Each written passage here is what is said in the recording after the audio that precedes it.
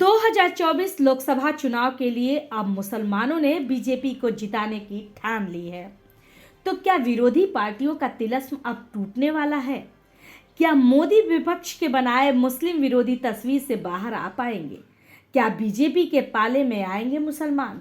और क्या अब हिंदुओं के साथ साथ मुसलमानों ने भी ठान लिया है कि अगर हिंदुस्तान को तरक्की के रास्ते पर रखना है तो मोदी का साथ बना रहना भी बेहद जरूरी है।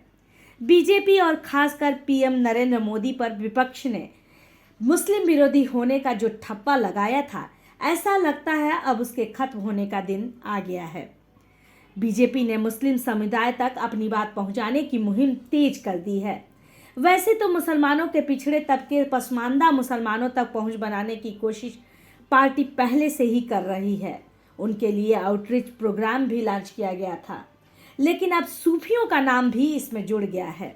बीजेपी ने अब सूफियों से जुड़ने के लिए सूफी संवाद महाअभियान की शुरुआत कर दी है। बीजेपी के अल्पसंख्यक मोर्चा ने लखनऊ में इस अभियान की शुरुआत की और एक नया नारा, न दूरी है न खाई है, मोदी हमारा भाई है, भी दिया। ये अभियान पीएम नरेंद्र मोदी के विजन और सरकार की कल्याणकारी नीतियों से विभिन्न दरगाहों के सूफी आध्यात्मिक नेताओं और उनके अनुयायियों को रूबरू कराने की एक पहल है। 12 अक्टूबर को लखनऊ में आयोजित कार्यक्रम में 100 से अधिक दरगाहों के लगभग 200 सूफी नेताओं ने भाग लिया।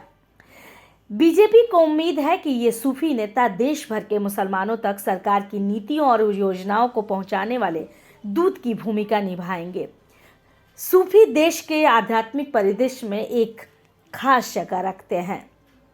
मोदी सरकार का उद्देश्य सूफी नेताओं को बीजेपी में शामिल करने की बजाय उनके साथ रचनात्मक संवाद स्थापित करके आम मुसलमानों की चुनौतियों और मांगों को बेहतर ढंग से समझना है। सूफी नेताओं से संपर्क स्थापित करने के लिए 22 राज्यों में समितियां बनाई गई हैं। पीएम नरेंद्र मोदी जो भी करते हैं उसके पीछे कोई वजह होती है, कोई बड़ा विजन होता है। इस अभियान के पीछे भी 2024 लोकसभा चुनाव के पहले बड़ी संख्या में मुस्लिम समुदाय को अपनी ओर आकर्षित करना तो है ही, साथ ही एक वजह यह भी है कि जहां सूफीवाद पनपता है और अपनी जड़ें जमा लेता है, वहां आतंकवाद का समर्थन कमजोर हो जाता है। प्रेम, शांति और भाईचारे के सूफी सिद्धांतों को बढ़ावा देकर मोदी अलगाववादी और चरमपंथी विचारधाराओं का मुकाबला करना चाहते हैं, जिसने मुस्लिम समुदाय के बीच बुरी तरह अपनी जड़ें जमा ली है। अमृता श्रीवास्तव की रिपोर्ट।